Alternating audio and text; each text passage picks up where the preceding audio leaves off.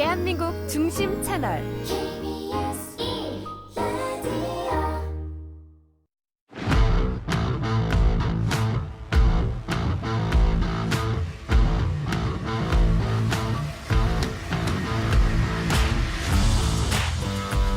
한상원의 스포츠.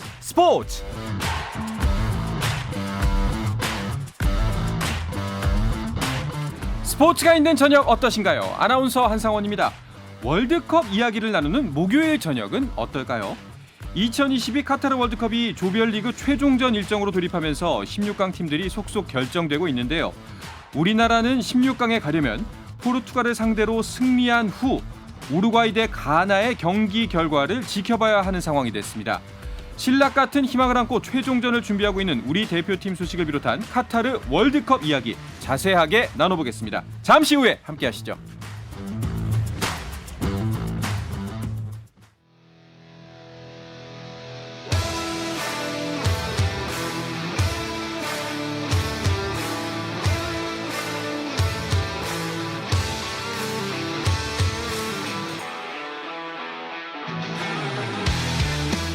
(16강) 팀들이 가려지고 있는 2022 카타르 월드컵 이야기 나눠보겠습니다. 박찬아 KBS 축구 해설위원 그리고 서우정 축구 전문 기자와 함께합니다. 두 분 어서 오십시오. 네, 안녕하세요. 안녕하세요. 네, 두 분 고생 많으시죠? 뭐 월드컵에는 숙명 같은 일이라서 네, 제 나름대로는 저는 이제 방송을 주기적으로 하고 있지 않으니까 나름의 지금 철칙은 이제 마지막 조별리그 라운드에 와서는 12시 경기 자정 경기는 지켜보고 네. 새벽 4시 경기는 일어나서 확인하자. 네, 이런 식으로 최대한 사이클을 유지하고 있습니다. 그게 불가능한 분이 지금 박찬아 KBS 축구 해설위원이시죠? 네. 눈물 좀 닦으시고. 예. 4년 전보다는 확실히 일을 덜 하거든요. 네. 네, 그런데 더 힘드네요. 이건 어쩔 수 없는 것 같아요. 그렇죠. 네.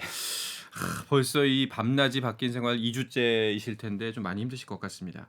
그런데 만약에 우리가 그 지난 2차전 가나전을 승리했다면은 조금 이 피곤이 기대감과 흥분으로 좀 덜할 수 있지 않을까 싶은데 좀 아쉬운 부분이 있죠. 네, 후반에 이제 맹추격전에 들어갔을 때 그 굉장히 아드레날린이 치솟으면서 그렇죠. 그런 피로가 좀 씻겨갈 줄 알았는데 우리가 이제 세 번째 실점을 하는 과정이 조금은 아쉬웠었고요. 또 마지막에 테일러 주심이 저희를 조금 더 좀 더 피로하게 만드는 마지막 그분. 판정 결론이 조금 더 아쉬웠던 것 같습니다. 네. 나쁜 사람이에요. 인정이 없어요. 아이고 인정이. 좋다. 네, 앤서니 테일러 씨 기억했습니다. 나쁜 사람. 네, 성과 이름까지 다 기억했습니다. 자, 그래도 뭐 16강 가능성이 아예 사라진 건 아닙니다. 아직까지는. 네, 뭐 월드컵 되면은 항상 빠지지가 않죠. 경우의 수가 우리 같은 상대적 약자 입장에서는 나올 수밖에 없는데요. 간단하게 설명드리면은 일단 우리는 무조건 포르투갈을 이겨야 됩니다. 그렇죠. 그게 대전제죠, 그게. 네, 이게 예. 대전제고요. 같은 시간에 이제 우루과이와 가나가 맞붙는데 여기에서 이제 우루과이의 승리가 또 뒷받침이 돼야 됩니다.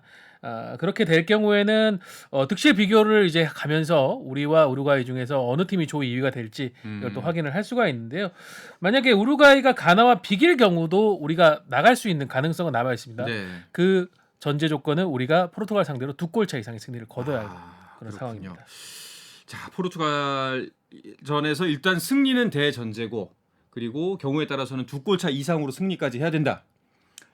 뭐 어떻게 보십니까, 이 목표? 상황이 많이 어려워진 건 사실이고요. 그렇다고 해서 우리가 가능성이 없어진 건 아닙니다.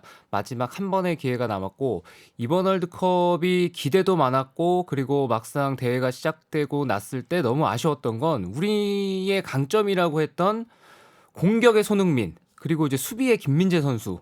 네, 두 선수는 지금 우리 팀에 있는 선수기도 하고 또 내노라 하는 그런 자랑스러운 선수들이지만 전 세계적으로 봐도 이 선수들이 세계적으로 손에 꼽히는 활약을 하고 있는 선수들이거든요. 네. 근데 이 선수들이 정상 컨디션으로 이 대회에 임하지 못한다는 거. 네, 그러면서 우리 팀의 전력이 장점이라고 했던 부분이 좀 떨어지고 네, 오히려 좀 아쉬운 또 불안감 이런 것들이 증폭되고 있는 상황인데 중요한 거는 1차전에 얻었던 교훈. 확인을 할 수 있을 때 결정을 지을 수 있을 때 경기를 결정 지어야 된다. 그런 교훈 얻었잖아요. 그리고 네. 2차전은 서두르면 당한다. 그리고 집중력이 떨어지면은 월드컵은 상대가 그 틈을 놓치지 않는다. 그런 교훈을 잘 얻었기 때문에 3차전은 우리 선수들이 더 나은 경기를 할 거라고 마지막까지 저는 응원하고 싶습니다. 그렇죠. 요거는 이제 뭐 전문가들의 의견이 아니라 그냥 제 주변 사람들이 이런 이야기를 한 경우 많이 봤어요. 이번 대표팀 경기를 보니까 예전에 월드컵을 경험했을 때는 이겨도 답답하고 저도 답답했다 좀. 근데 이번에는 사실 승리가 없지 않습니까? 아직까지 1무 1패인데 답답하진 않다는 거예요. 그러니까 예를 들면 그런 거죠. 지난 그 러시아 월드컵 때 우리가 마지막 경기에서 피파 랭킹 1위이자 디펜딩 챔피언인 독일을 잡지 않았습니까? 그렇죠. 근데 뭐 저나 박찬하 위원에게 아마 다시 질문한다. 만약에 우리가 다시 그 상황에서 독일과 붙었으면은 그런 결과가 나왔을까요?라고 하면은 쉽지 않겠죠라고 할 겁니다. 근데 이번 1, 2차전 같은 경우에는 내용상으로 목적적인 면에서 우리가 어떤 플레이를 하고자 했고 그리고 상당히 대등한 경기 내용이 나왔기 때문에 다시 붙는다고 해도 제가 볼 때는 대등한 어떤 내용 안에서 조금 결과가 엎치락뒤치락하는 그런 상황을 가자는 게 이게 어떻게 보면 이전 월드컵과 이번 월드컵 뭐 우리가 승리를 거두지는 아직 못했습니다만은 가장 결정적인 차이가 아닌가 싶습니다. 어떻게 생각하세요?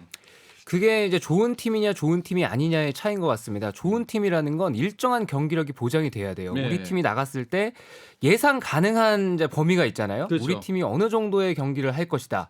근데 거기서 승패를 바꾸는 것까지 해낼 수 있으면 승리까지 할 수 있으면 이제 강팀입니다.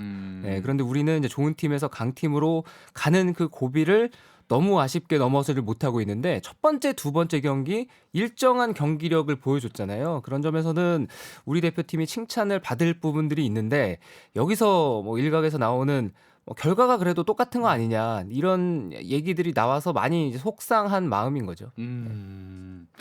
부디 모쪼록 이번 3차전에서 좀 그런 의구심 혹은 생각들을 지울 수 있는 경기가 됐으면 좋겠다 하는 바람인데요.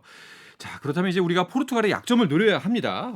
포르투갈의 어떤 점을 파고들어야 우리에게 가능성이 있을까요? 네, 우리도 지금 부상 선수들이 변수로 떠올랐지만 포르투갈도 확정적인 변수로 지금 떠올랐습니다.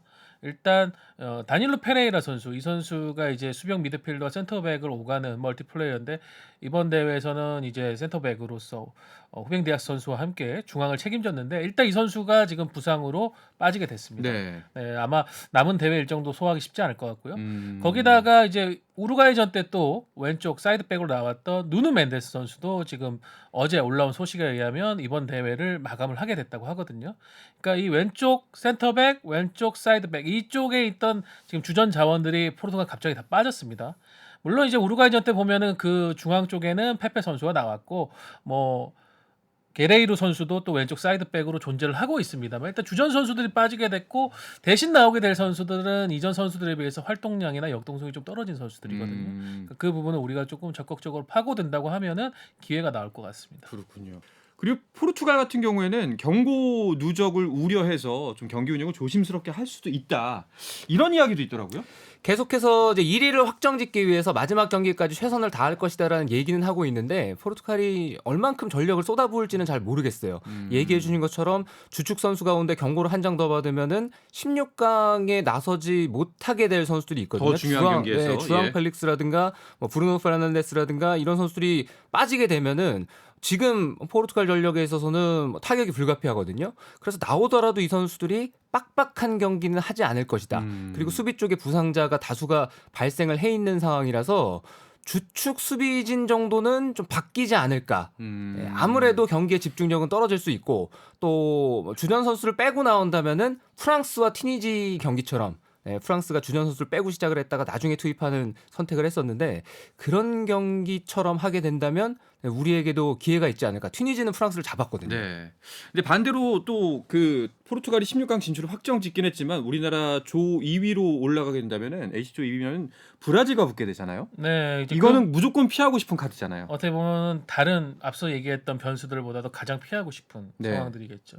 근데 이제 포르투갈이 조 2위가 되는 상황이 정말 그 경우의 수를 따지는 것도 엄청 어려운 게 그러니까 지금 이미 득실차에서 2위인 가나보다는 3골 차로 앞서 있는 상황에 승점 3점을 또 앞서 있거든요. 그러다 보니까 우리에게 패하더라도 가나가 뭐 이제 3골 차 이상의 그런 승리를 거두지 않는 한 포르투갈이 조 2위가 될 가능성도 상당히 낮습니다. 그 가능성이 낮군요. 그러니까 조금 안정적인 경기를 펼치는 게 아마 포르투갈 산토스 감독의 목적이 될 거고요. 그러면서 이제 최대한 지지 않는 경기 그리고 선수들이 16강전에 결장하지 않는 그런 상황들 만드는 부분인데 뭐 산토스 감독이 워낙 그런 수세적인 상황에서도 안정적인 경기 운영을 잘하는 것으로 유명한 감독이라서 제가 볼 때는 뭐 박찬민 의원 예상하신 대로 어느 정도의 변화를 가져가면서 안정적인 경기 무승부 이상의 목표를 거두는 것 그런 자세로 아마 포르투갈이 나오지 않을까 싶습니다. 근데 이제 그 뭐 포르투갈은 우리랑 사정이 다른 게 우리의 플랜 B와 그들의 플랜 B가 좀 격차가 있지 않습니까? 솔직하게 말씀드리면. 그렇죠. 예. 선수 구성을 봤을 때는 포르투갈이 주축 선수들을 빼고 그동안 기회를 많이 못 받았던 혹은 출전 시간이 짧았던 선수들을 기용한다고 하더라도 울버햄튼의 미드필더 마테우스 누네스가 나올 수도 있고 또 여러 선수들을 바꿔서 기용을 할 수가 있습니다. 주앙 마리오 선수도 그동안 산투스 감독과 함께한 시간이 이제 길었던 선수고 수비진의 변화가 온다고 하더라도 A매치를 한 경기밖에 뛰지는 않았지만 안토니오 실바 같은 선수는 데뷔전에서 잘 했던 기억이 있거든요. 그런 선수들이 나온다고 해도 포르투갈의 개개인의 역량은 무시할 것이 아니고 그렇죠. 다만 이 선수들이 빡빡한 경기 운영을 하지 않는 상태에서 낯선 멤버들로 발을 맞추다 보면은 아무래도 어딘가는 빈틈이 반드시 나올 것이다. 네, 우리는 그 빈틈을 철저히 비집고 들어가야 된다라고 얘기하고 싶습니다. 그렇군요. 자, 우리나라 측면에서 보자면은 이제 우리가 준비해야 될 것들, 우리도 사실 굉장히 큰 곤란하고 난처한 처지에 처해 있습니다. 일단은 부상 멤버도 있고요. 심지어 벤투 감독이 함께하지도 못해요. 네. 우리는 뭐 다음을 생각할 여유가 없기 때문에 부상 선수들도 최대한 호전시키면서 전력을 쏟아야 되는 게 이제 포르투갈전의 입장이죠. 거기다가 얘기해 주신 대로 지난 가나전에서 경기 종료 후 코너킥 판정이 이루어지지 않은 부분에 대해서 벤투 감독이 네. 강력하게 앤소니 테일러 심판에게 항의를 하다가 퇴장 앤소니 테일러 을 씨. 받았죠. 이번 월드컵은 또 그 무선 기기를 사용하는 그걸 통한 이제 지시를 금지하고 있습니다. 그래서 벤투 감독은 경기 중에 이제 별도의 마련된 공간에서 경기를 지켜보면서 주변에 또 피파 관계자들이 혹시나 지시를 하지 않는가 이런 감시를 또 하게 된다고 하더라고요. 그래서 이제 사전에 우리가 준비한 그런 전략이라든가 약속 이런 것들이 더 치밀해져야 될 것 같고 부상자 얘기를 해드리면은 김민재 선수가 결국은 가나전 후반 막바지에 또 부상으로 나오지 않았습니까? 네. 아무래도 이제 대부분의 관계자들이 얘기하는 것이 정상적인 몸 상태가 아닌데 워낙 중요한 경기다 보니까 김민재 선수가 결국은 출전을 했는데 마지막에 조금 탈이 난 것 같다고 합니다. 근데 이제 근육 쪽 부상이기 때문에 뭐 4일 정도 동안 최대한 회복을 시켜서 다시 한번 출전 기회를 엿보긴 하겠습니다만은 한 번 더 지금 좀 종아리 쪽 부상이 올라왔기 때문에 쉽지는 않을 것으로 보이고요. 그 밖에도 뭐 김진수 선수라든가 또 황인범 선수, 지난 경기는 결정했던 이재성 선수 이런 선수들이 크고 작은 부상으로 지금 뭐 출전 여부에 대해서는 확실치가 않은 상황입니다. 네, 정말 최선을 다해서 뛴 경기 결과였기 때문에 그 부상이 더욱더 안타까운데요. 일단은 그 벤투 감독 이야기부터 좀 해볼게요. 그러면 제가 이제 지난 뭐 번에 농담처럼 말씀을 드리는데 벤투 감독이 그냥 혼잣말을 해요. 근데 지나가던 누군가가 들었어. 근데 그 마침 누군가가 우리 대표팀이 알아. 그래서 내가 이렇게 연락을 했네. 이것도 안 되는 건가요? 그 어떠한 연락도 벤투 감독은 이제 앞으로 못 하는 건가요? 피파에서는 그렇다고 얘기를 하는데 저는 네. 원천봉쇄는 사실상 불가능하다고 보는 쪽이고요. 그리고 어떤 식으로든지 우리 대표팀에 도움이 되는 방법을 코칭 스텝 스스로도 찾고 있을 거고 그리고 항상 우리가 이제 묘수가 중요한 순간에 떠오르기 마련이잖아요. 네네. 근데 막다른 골목이 다다른 상황이라면 저는 당일날 가서도 무슨 방법을 찾기는 찾을 것이다. 근데 그 방법이 무엇인지는 우리는 뭐 감히 예상할 수는 없고 네. 네, 어떤 식으로든지 우리 대표팀에 도움이 될 만한 행동을 우리 스태프들이 저는 해낼 거라고 믿습니다. 그래서 뭐 적었어. 내가 이렇게 하면 잘할 것 같아서. 뭐 쪽지나 메모로. 네, 그 옆에서 나는데 누가 봤어. 그 사람이 연락을 했어. 그래서 그러니까 공식적으로 그거죠. 무선 기기를 통해서 벤투 감독이 다이렉트하게 벤치에 지시를 하는 거를 이제 원천 봉쇄를 하는 겁니다. 최근에 뭐 현대 축구라는 게 기본적으로 전력 분석을 담당하는 파트들은 경기장 높은 위치에서 이제 비디오 분석을 즉각적으로 하면서 벤치에 또 알려줘요. 그리고 통신기기를 사용하게 통신기기. 되어 있죠. 거기는 벤치가. 사용하게 네. 되어 있습니다. 뭐 지난 월드컵 때도 정경준 코치가 또 올라가가지고 지시를 하면은 벤치에서 받아서 바로 지시를 하고 이런 식으로 됐는데 그러니까 벤투 감독은 징계를 받은 입장이기 때문에 그것을 할 수 없는 그냥 경기를 지켜봐야 되는 상황이고 이제 나머지 멤버들 계속 해야 되는 건데 말씀 주신 그런 상황들 예를 들어서 뭐 벤투 감독이 혼자서 뭐 이런 동작을 네. 수신호를 취했는데 그것까지는 이제 피파도 막을 방도는 없지만은 그렇죠. 근데 이제 무선 기기로 다이렉트하게 전달하면 속도도 빠르고 그 상황에 대해서 바로바로 반응할 수 있다. 그런 것들을 이제 차단하겠다는 그렇죠. 거죠. 뭐 영화 메멘토처럼 온몸에다 뭘 써요. 자꾸 여기 긁어. 근데 마침 보니까 김민재 교체네? 네. 네, 이렇게 할 수도 있는 거잖아요. 그걸 위해서 뭐 벤투 감독이 예. 그리고 또 그 메시지에 답이 있는 것 같아요. 다이렉트로 하는 거를 못하게 하겠다. 그거를 이제 반대로 해석하면은 왜냐면 이제 답이 어느 정도 나오지 않을까. 현대 축구는 워낙 지금 상황들이 빠르게 일어나고 그러다 보니까 그 타이밍이 조금만 늦어도 사실은 그런 지시들이 의미가 없어지는 경우들도 있거든요. 네. 그러니까는 피파는 징계에 대한 그런 또 하나의 여파로 이제 그런 것들을 봉쇄하겠다는 겁니다. 자, 그리고 이제 부상 선수들에 대한 전망은 어떻게 뭐 이제 뭐 당일날이 돼봐야 아는 게 사실이지만 뭐 현재까지 혹시 들려오는 이야기가 있나요?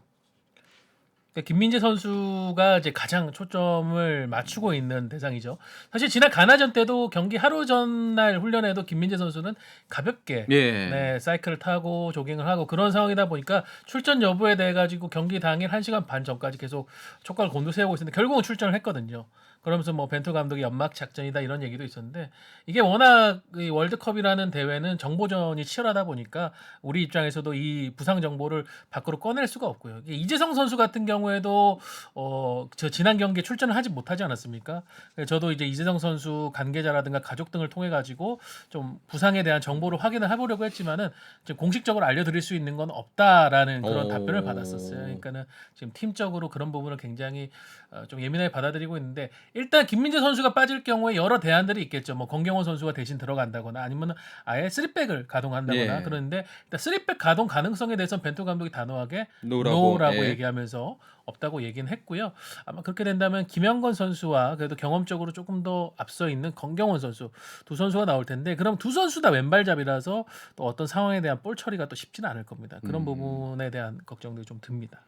자, 그리고 우리가 앤서니 테일러 씨 때문에 경험을 했잖아요. 심판 배정도 정말 중요하다는 거를 이번에 진짜 다시 한번 깨달았습니다. 혹시 이번에 배정된 심판에 대한 정보도 나왔나요?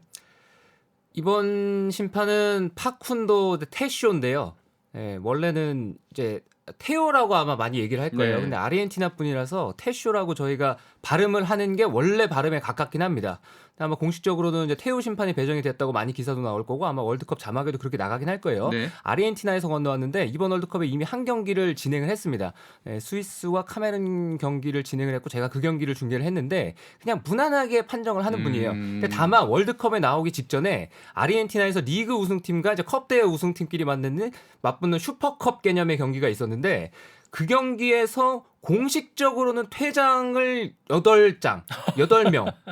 한 경기에서요? 네, 빨간 딱지만 8장. 그리고 이제 기사를 살펴보면은 비공식적으로는 뭐 경기 끝나고 이제 뭐 관계자들이랑 이렇게 줄 수가 있잖아요. 그것까지 합치면 10장을 줬다는 기사도 있고 11장을 줬다는 기사도 있어요. 그러니까 카드를 빼드는 데 있어서는 이주심은 단호 한 편, 뒤를 보지 않는 심판입니다.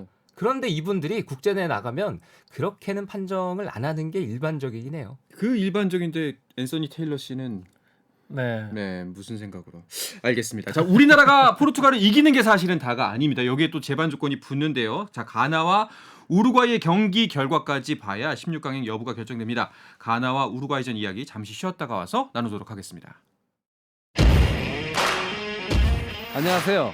한국 축구 대표팀의 골문을 책임졌던 골키퍼 김병지입니다. 다시 월드컵의 시간이 돌아왔습니다. 승부차기 같은 승패의 짜릿함과 극장골 같은 승리의 감동을 전합니다. KBS 1 라디오 한상은의 스포츠.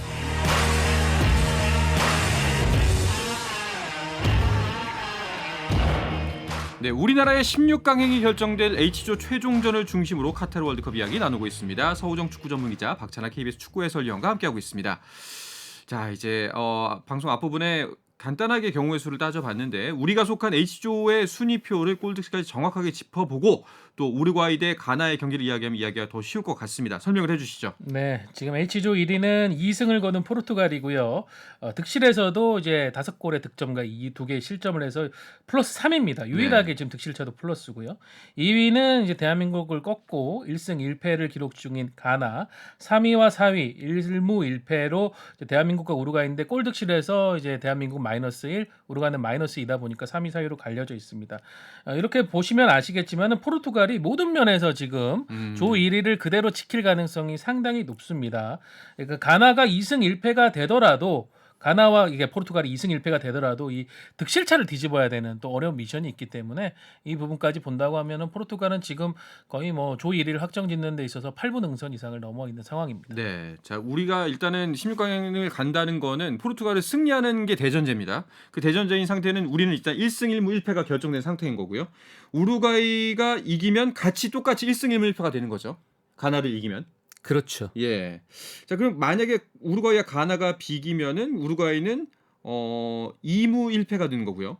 가나는 1승 1무 1패가 되는 거고 여기서는 이제 가나와의 득실차를 따져봐야 되는 거군요. 그렇습니다. 득실차 따져야 되고 네. 또 상황에 따라서는 다득점으로 갈 수도 있고요. 그 다득점으로 가면은 우리가 좀 불리한 게 가나 같은 경우에 지금 1, 2차전 합쳐서 총 5골을 넣었기 때문에 그렇죠. 우리 입장에서는 이제 골 득실에서 최대한 가나를 앞서야 되는 상황이니까 그러니까 뭐 비기더라도 양 팀이 좀 적은 득점으로 뭐 0대 0이라든가 1대 1로 비기길 바라야 되고 우리는 좀 포르투갈 상대로 다득점을 좀 노려야 됩니다. 그러니까 득실차까지 똑같다면은 다득점으로 가는데 다득점이라는 거는 뭐 몇 점을 실점했던지 상관없이 무조건 일단 많이 넣은 팀을 더 우대한다라는 거로 보면 되겠네요. 결론적으로는 우리가 포르투갈전 무조건 승리하고 우루과이가 이기되 골을 적게 넣고 이기길 바라야 하는 상황인데 자 우루과이와 가나의 대결은 어떻게 보시나요, 두 분께서는? 우루과이와 가나의 경기는 제가 중계합니다. 네. 제가 네. 2018년에도 스웨덴과 멕시코의 조별리그 3차전을 중계를 하면서 열심히 멕시코를 응원했거든요. 네. 심지어 제3국 경기를 하면서 멕시코의 위기 상황마다 안 되는데요를 얘기를 했을 정도로 명예 멕시코 제가 그러니까요. 그 네. 2시간만큼은 네. 멕시코에 제 이제 온몸을 바쳐 제 마음을 바쳐 응원을 했는데 졌어요. 이번에는 그래서 그렇게까지는 안 하려고요. 네, 은근슬쩍 이제 우루과이를 응원을 하면서 왜냐하면 또 크게 이기면 안 되잖아요, 우루과이가. 그렇죠. 근데 이제 두 팀이 경기를 하는데 우루과이가 이번 월드컵에서 조별리그 2차전 치르는 동안에 골이 없었던 유의한 팀이었습니다. 멕시코랑 우루과이. 네, 두 오. 팀이 지금까지 월드컵에서 보여줬던 성적을 생각해 보면은 믿기지 않는 경기들을 해가고 있거든요. 근데 멕시코는 3차전에서 이겼지만 16강에 떨어졌어요. 그런데 그 경기에서 골을 2골이나 넣었습니다. 이제 우루과이 차례예요. 될 때가 왔습니다. 이 팀이 가지고 있는 전력을 봤을 때는 좋은 미드필더 있죠. 벤탄쿠르, 발베르데, 베시노 그렇죠. 이런 선수들이 있죠. 공격수는 또 어때요? 누네즈 선수 리버풀에서 기복이 있지만 괜찮습니다. 그리고 카바니, 수아레즈 선수가 나이가 많이 들긴 들었어요. 그렇지만 이 선수들도 마지막 춤을 한번 출 때가 됐습니다. 그렇죠. 바로 이 경기 네, 해줘야죠. 이거 지금 객관적인 전력은 필요 없고요. 해줘야 돼요.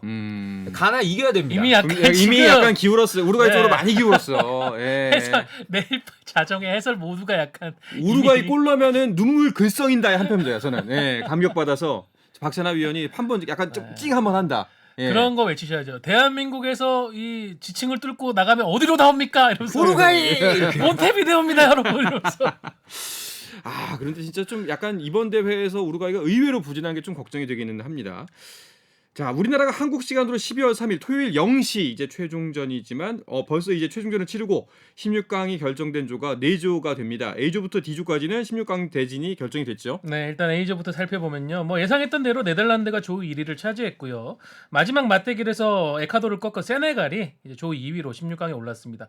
개최국 카타르는 3전 전패. 네. 뭐 역대 이제 개최국 중에 가장 부진한 성적으로 조별리그를 마감을 했고요. B조에서는 잉글랜드와 미국이 16강 출전권을 가져갔고요. C조에서는 아르헨티나와 폴란드 어제 뭐 맞대결을 가져가지고 메시와 레반도프스키의 대전을 펼쳤는데 결국 두 팀이 가져가게 됐고 사우디아라비아 같은 경우에는 1차전에서 대단한 승리를 거뒀지만은 그렇죠. 그 기세가 결국은 이후 경기로는 이어지지 못하면서 최하위로 끝냈습니다. 그리고 네. D조에서는 프랑스와 호주가 16강에 진출을 했습니다. 네, 뭐 큰 이변은 없었다라고 볼 수 있는 대진표인 것 같습니다. 아르헨티나 같은 경우에는 정말 1차전 지면서 와 이게 이렇게도 되는구나. 정말 이번 월드컵 누구도 모르겠다 했는데 결국에는 조 1위로 올라갔어요. 그렇습니다. 아르헨티나가 첫 경기를 진 게 오히려 아르헨티나 선수들에게는 좀 경각심을 깨우치는 결과가 됐다고 봐야 될 것 같아요. 지금까지 계속 35경기 넘게 무패 행진을 내달리면서 자만에 빠질 수 있는 상황이었는데 오히려 약체라고 평가받던 사우디에게 덜미가 잡혔어요. 그러면서 다시 시작해야 되는 마음을 가져야만 됐던 아르헨티나인데 2차전, 3차전 잘 치렀고 그리고 재밌는 이제 아르헨티나의 월드컵의 이제 기록이 있는데 리오넬 메시가 3차전에서 페널티를 놓쳤잖아요. 네. 폴란드랑 경기하면서 실축을 했는데 아르헨티나가 월드컵에서 우승한 대회는 조별리그 3차전 공통적으로 페널티 실축이 있었다고 해요.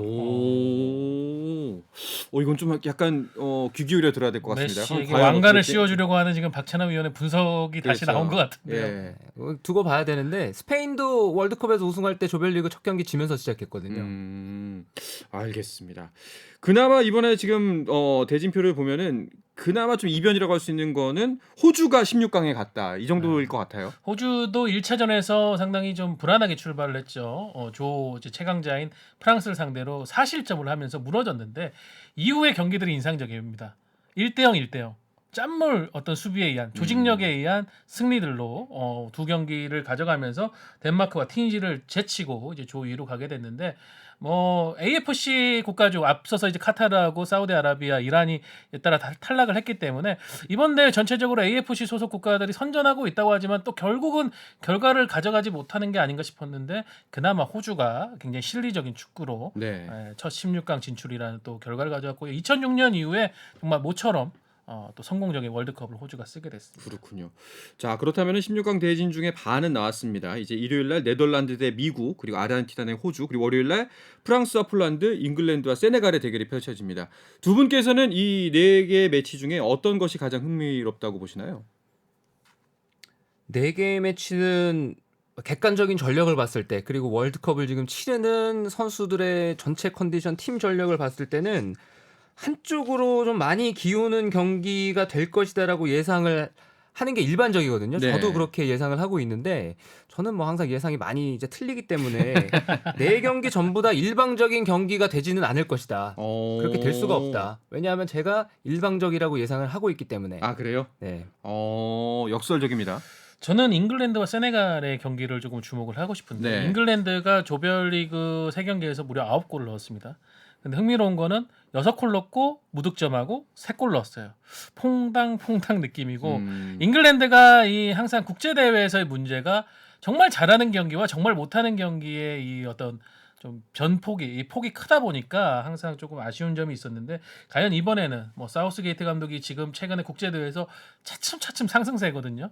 지난 러시아 월드컵에는 이제 4강까지 갔었고 그 이후 유로에서는 결승까지 갔었고 이번에는 좀 왕관을 쓰길 바라는 게 이 유난스러운 영국 언론들의 바람인데 그걸 극복하고 16강에서 세네갈 안정적으로 돌파할 수 있을 점 지켜봐야 되겠습니다. 네. 그리고 또 많은 분들이 또 관심이 있어 하시는 가깝지만 먼 나라 일본도 경우의 수가 있습니다. 두 분께서는 이제 어떻게 스페인이라는 강팀, 초강팀을 만나게 됐는데 두 분께서는 어떻게 예측하시나요? 스페인이 현재 4점, 일본과 코스타리카가 3점, 독일이 1점입니다. 네. 마지막 맞대결은 이제 일본과 스페인, 코스타리카와 독일이에요. 그래서 이 팀도 마지막 경기 결과에 따라서 현재 순위가 완전히 뒤바뀔 수가 그럴 수 있어요. 있죠. 예. 그래서 스페인도 지금 1위를 달리고 있지만 탈락의 가능성이 있는 상황에서 마지막에 어느 정도 힘을 빼겠지만 그래도 경기를 잘하려고 할 것이다. 일본은 죽기 살기로 덤빌 것이다. 독일에게도 마지막 희망은 있다. 그래서 스페인과 일본의 경기는 가지고 있는 힘을 제대로만 쓸 수 있으면 이 경기는 이변이 일어날 가능성은 좀 적다. 저 또 고장난식이잖아요. 두 번은 맞아야죠. 네. 그러니까 일본이 무조건 이겨야 되는 상황이라는 게 가장 어려운 것 같아요. 왜냐하면은 그 독일하고 코스타리카의 대결에서 승패가 결정이 된다고 하면은 일본에 이기지 못하면 무조건 탈락이거든요. 그런 상황이기 때문에 이기기 위해서 좀 도전적인 경기를 해야 된다는 게 그 이전에 독일전처럼 좀 상대가 라인을 올렸을 때 노릴 수 있는 그런 상황들이 좀 적을 것 같고 일단은 스페인이 독일에 비해서는 일본에게 그렇게 공간을 허용하지 않을 것 같습니다. 네. 워낙 뭐 조직력이 지금 탁월한 팀이기 때문에 일본으로서는 코스타리카를 잡지 못한 게 천추의 한이 되지 않을까 그렇죠. 그렇게 예상을 해봅니다. 알겠습니다. 참 일본을 보면서 남일 같지가 않아서 지금 처한 상황이 뭐 측은지심이 들기도 합니다만 또 이제 일본이 또 너무 잘 되면 또 우리가 배가 아프니까요. 복잡한 마음이 듭니다. 자, 이 예상을 끝으로 오늘 축구 소식은 마치도록 하겠습니다. 서우정 축구 전문 기자 그리고 박찬하 KBS 축구 해설위원과 함께했습니다. 두 분 오늘도 고맙습니다. 감사합니다. 안녕히 계세요. 네, 저는 내일도 저녁 8시 30분에 돌아오겠습니다. 한상원의 스포츠.